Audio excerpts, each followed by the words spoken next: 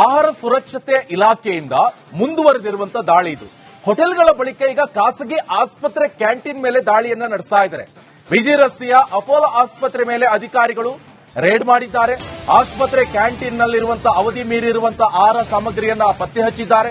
ಹಲವು ವಸ್ತು ಪದಾರ್ಥಗಳ ಸ್ಯಾಂಪಲ್ ಸಂಗ್ರಹಿಸಿ ಕೊಂಡೊಯ್ದಿದ್ದಾರೆ ಅಂತ ಗೊತ್ತಾಗ್ತಾ ಇದೆ. ಅಧಿಕಾರಿಗಳು ಈಗಾಗಲೇ ಬಿಜಿ ರಸ್ತೆಯಲ್ಲಿರುವಂತಹ ಅಪೋಲೋ ಆಸ್ಪತ್ರೆ ಮೇಲೆ ದಾಳಿಯನ್ನ ನಡೆಸಿದ್ರು. ಆಸ್ಪತ್ರೆ ಕ್ಯಾಂಟೀನ್ ನಲ್ಲಿರುವಂತಹ ಅವಧಿ ಮೀರಿದ ಪದಾರ್ಥಗಳು, ವಸ್ತುಗಳು ಅದೆಲ್ಲವನ್ನು ಕೂಡ ಸ್ಯಾಂಪಲ್ಗೆ ಸಂಗ್ರಹಿಸಿ ಕೊಂಡೊಯ್ದಿದ್ದಾರೆ ಅಧಿಕಾರಿಗಳು.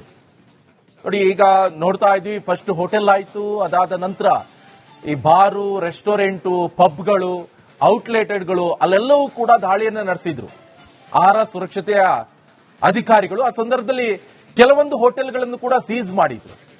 ಸೊ ಈಗ ಮೊನ್ನೆಷ್ಟೇ ನೋಡಿದ್ವಿ, ವಿಧಾನಸೌಧದಲ್ಲೂ ಕೂಡ ಅಲ್ಲಿರುತ್ತಲ್ವಾ ಹೋಟೆಲ್, ಅಲ್ಲೂ ಕೂಡ ಅಧಿಕಾರಿಗಳು ದಾಳಿ ನಡೆಸಿದ್ರು.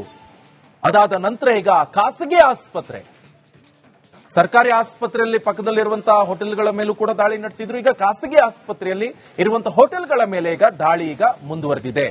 ಅಲ್ಲಿ ಯಾವ್ಯಾವ ವಸ್ತುಗಳು ಎಕ್ಸ್ಪೈರಿ ಡೇಟ್ ಆಗಿವೆ, ಹಾಳಾದ್ದು, ಕೊಳತೋಗಿರುವಂತಹ ತರಕಾರಿಗಳು ಅಥವಾ ಆಯಿಲ್ಗಳು, ಎಕ್ಸ್ಪೈರಿ ಡೇಟ್ ಆಗಿರುವಂತದ್ದು, ಹಾಲುಗಳು, ಅದನ್ನೇ ಜನರಿಗೆ ಕೊಡ್ತಾ ಇದ್ರಲ್ಲ, ಈಗ ಅದನ್ನೆಲ್ಲವನ್ನು ಕೂಡ ಪರಿಶೀಲನೆಯನ್ನ ನಡೆಸ್ತಾ ಇದ್ದಾರೆ. ಅದ್ರ ವಿರುದ್ಧ ಕ್ರಮಗಳನ್ನ ತೆಗೆದುಕೊಳ್ತಾ ಇದ್ದಾರೆ. ಸೊ ನೆಕ್ಸ್ಟ್ ಇದು ಮುಂದುವರೆದ್ರೆ ಅಂತ ಹೋಟೆಲ್ಗಳಿಗೆ ಬೀಗ ಹಾಕಲಾಗತ್ತೆ. ಈಗ ಸದ್ಯದ ಮಟ್ಟಿಗೆ ಈಗ ನೋಡ್ತಾರೆ, ಅದನ್ನೆಲ್ಲ ಸ್ಯಾಂಪಲ್ ತೆಗೆದುಕೊಂಡು ಹೋಗಿದ್ದಾರೆ. ಆ ಸ್ಯಾಂಪಲ್ ಅಲ್ಲಿ ಎಲ್ಲವೂ ಕೂಡ ಹೌದು, ಇದು ದೇಹಕ್ಕೆ ಆರೋಗ್ಯಕರ ಅಲ್ಲ ಅಂತ ಕಂಡು ಬಂದಲ್ಲಿ, ಅಥವಾ ಎಕ್ಸ್ಪೈರಿ ಡೇಟ್ ಆಗಿರುವಂತದ್ದು, ಹಾಳಾದ ಪದಾರ್ಥಗಳನ್ನ ಇವರೇನಾದ್ರೂ ತಿನ್ನಿಸ್ತಾ ಇದ್ದದ್ದು ಹೌದಾದ್ರೆ ಅಂತ ಹೋಟೆಲ್ಗಳಿಗೆ ಬೀಗ ಜಡಿಯಲಾಗತ್ತೆ. ಸದ್ಯ ಆಹಾರ ಇಲಾಖೆ ಅಧಿಕಾರಿಗಳು ನಿರಂತರವಾದಂತಹ ದಾಳಿಯನ್ನ ನಡೆಸ್ತಾ ಇದ್ರು. ಫುಟ್ಪಾತ್ ಆಯಿತು, ಅದಾದ್ರ ಮೇಲೆ ಹೋಟೆಲ್ಗಳಾಯಿತು, ಅದಾದ್ರ ಮೇಲೆ ಪಬ್ಗಳು, ಬಾರ್ಗಳು, ಔಟ್ಲೆಟ್ಗಳು, ಇಲ್ಲೆಲ್ಲವೂ ಕೂಡ ದಾಳಿ ನಡೆಸಿದ್ರು. ಅದಾದ ಮೇಲೆ ಈ ವಿಧಾನಸೌಧದಲ್ಲಿರುವಂತಹ ಹೋಟೆಲ್ಗಳ ಮೇಲೂ ಕೂಡ ದಾಳಿ ನಡೆಸಿದ್ರು. ಸರ್ಕಾರಿ ಆಸ್ಪತ್ರೆಯಲ್ಲಿರುವಂತಹ ಹೋಟೆಲ್ಗಳು ಬಗ್ಗೆ ಮಾಹಿತಿ ಕೊಡ್ತಾರೆ ನನ್ನ ಕಲೀಗ್ ದೀಪ್ತಿ ತೋಳ್ಪಾಡಿ, ನೇರ ಸಂಪರ್ಕದಲ್ಲಿ ಜಾಯ್ನ್ ಆಗ್ತಿದ್ದಾರೆ. ದೀಪ್ತಿ ತೋಳ್ಪಾಡಿ, ಸದ್ಯ ಈಗ ಆರೋಗ್ಯ ಇಲಾಖೆ ಅಧಿಕಾರಿಗಳು ಎಲ್ಲ ಕಡೆ ದಾಳಿಯನ್ನು ನಡೆಸ್ತಾ ಇದ್ರು. ಸದ್ಯ ಇವಾಗ ಗೊತ್ತಾಗಿರುವಂತಹ ಪ್ರೆಸೆಂಟ್ ಮಾಹಿತಿ, ಖಾಸಗಿ ಆಸ್ಪತ್ರೆಯಲ್ಲೂ ಕೂಡ ಅಪೋಲೋ ಆಸ್ಪತ್ರೆಯಲ್ಲಿ ಇರುವಂತಹ ಹೋಟೆಲ್ಗಳ ಮೇಲೆ ದಾಳಿ ಏನೇನು ಸಿಕ್ತು, ಅಧಿಕಾರಿಗಳು ಏನ್ ಹೇಳ್ತಾ ಇದ್ದಾರೆ ಅಂತ?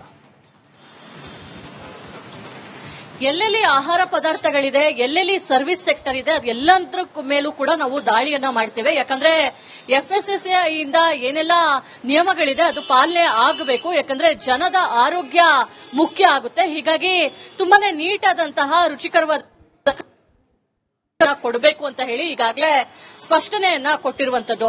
ಈ ಬೆನ್ನಲ್ಲೇ ಆರೋಗ್ಯ ಇಲಾಖೆ ಕಳೆದ 4-5 ದಿನಗಳಿಂದ ನಿರಂತರವಾಗಿ ದಾಳಿಯನ್ನ ಮಾಡ್ಕೊಂಡು ಬರ್ತಾನೆ ಇದೆ. ಇವತ್ತು ಬೆಂಗಳೂರಿನಲ್ಲಿರುವಂತಹ ಅಪೋಲೋ ಆಸ್ಪತ್ರೆ ಮೇಲೆ ಕೂಡ ರೇಡ್ ಮಾಡಿರುವಂತದ್ದು. ಈ ಸಂದರ್ಭದಲ್ಲಿ ಎಕ್ಸ್ಪೈರಿ ಆದಂತಹ ರವೆ ಜೊತೆಗೆ ಅಕ್ಕಿ, ಹಾಗೆ ಕೆಲವೊಂದು ತರಕಾರಿಗಳು, ಮುಖ್ಯವಾಗಿ ಈ ರೀತಿಯ ಐಸಿಂಗ್ ಪೌಡರ್ ಏನಿದೆ ಇದೆಲ್ಲನೂ ಕೂಡ ಸಿಕ್ಕಿದೆ ಅವರಿಗೆ.